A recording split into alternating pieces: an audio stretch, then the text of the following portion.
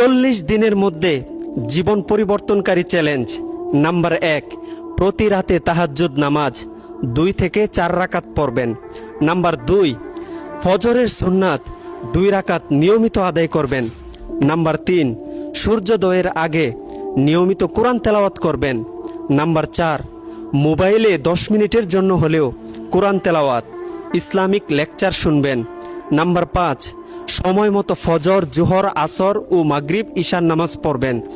Number 6, প্রতি রাতে ঘুমানোর আগে সূরা মুলুক তেলাওয়াত করবেন, কবরের আযাব থেকে বাঁচতে পারবেন। নাম্বার 7, প্রতি রাতে ঘুমানোর আগে সূরা বাকারার শেষ 2 আয়াত পাঠ করবেন।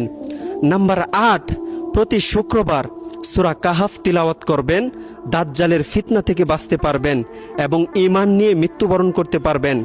নাম্বার 9, প্রতি রাতে ঘুমানোর আগে সবাইকে ক্ষমা করে দিবেন।